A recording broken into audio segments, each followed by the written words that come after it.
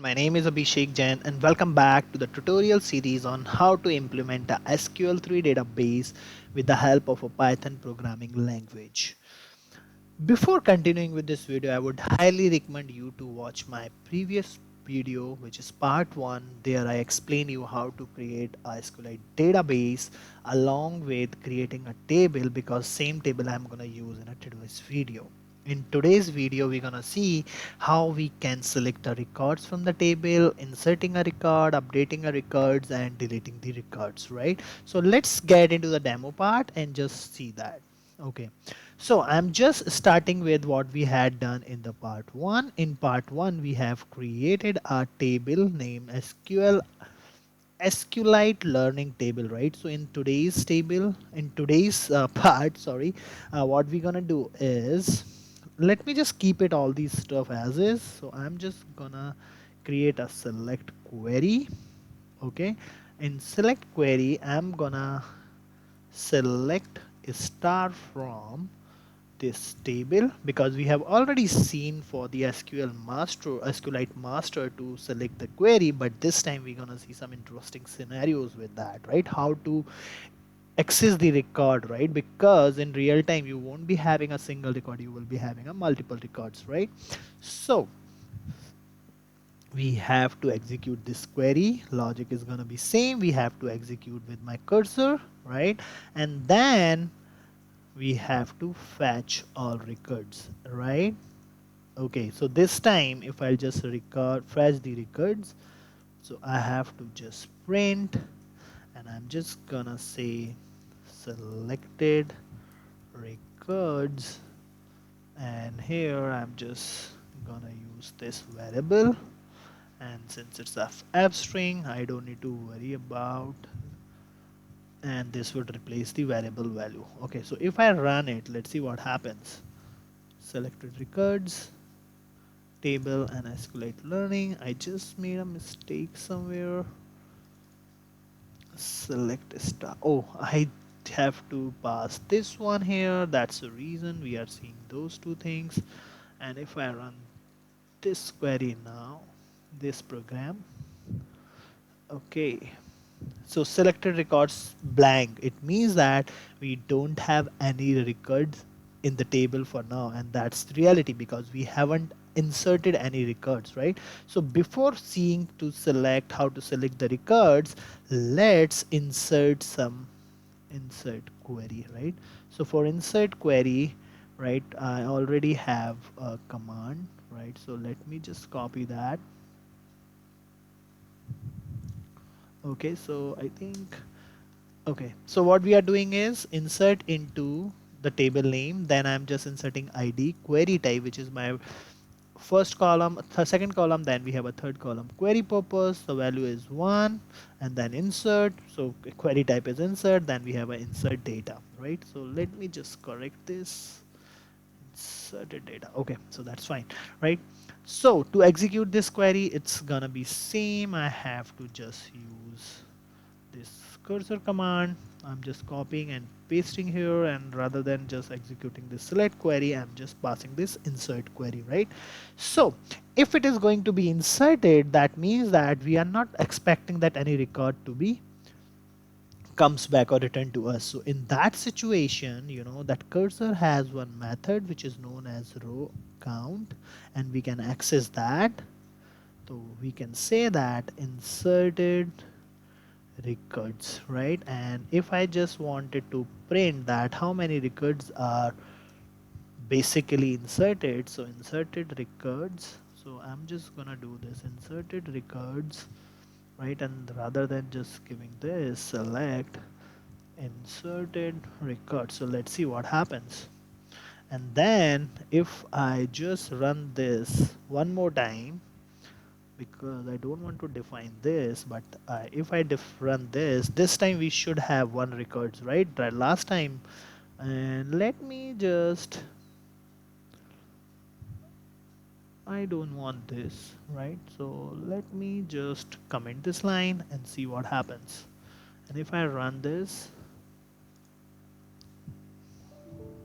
syntax error, let's see where I made a mistake. Oh, so we have, so let's use,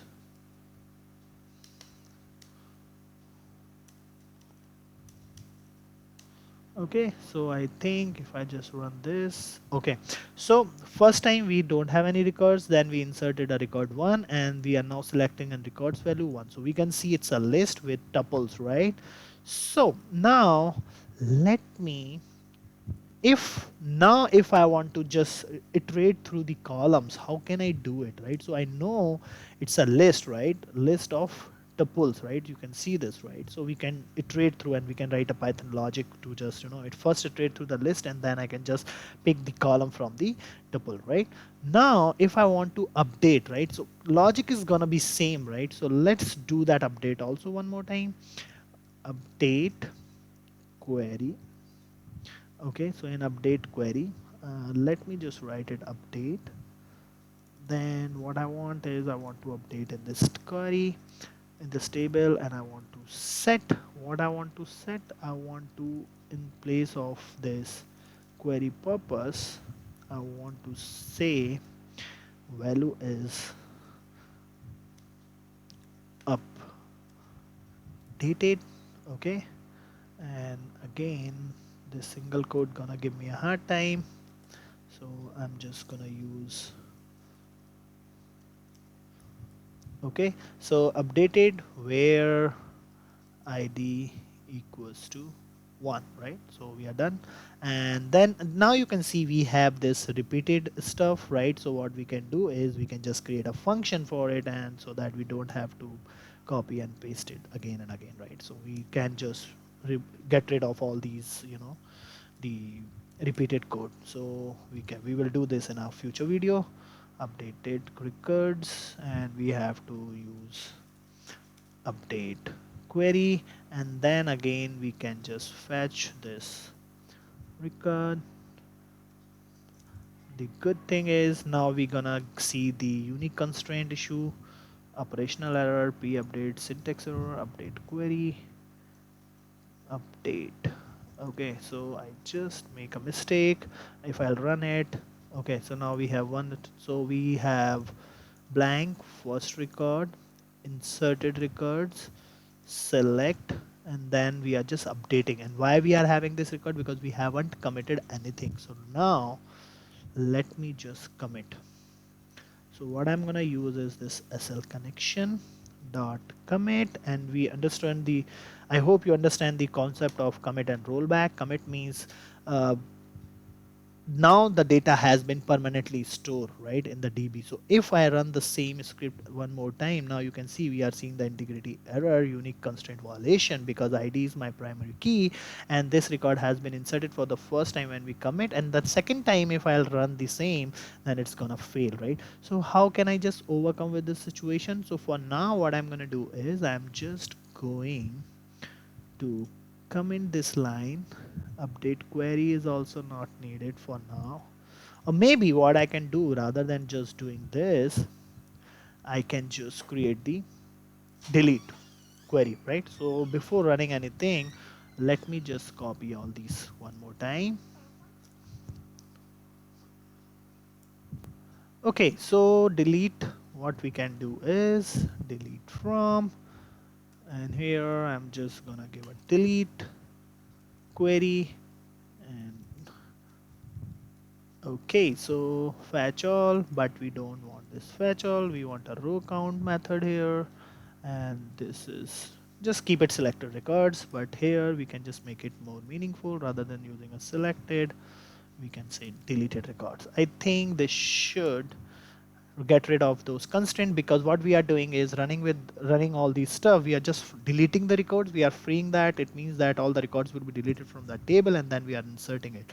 So I think if run this, now we can just get rid of that constraint issue. So that's it from my side for this video, because I have already covered the select, insert, update and delete. In the next video we are going to see some more advanced and complicated topic, or maybe we can just remove some redundant code. We will come up with some function, but that would fall into the Python programming and I want to refrain with that. Okay, so that's it from my side for this video. Thanks for watching this. Stay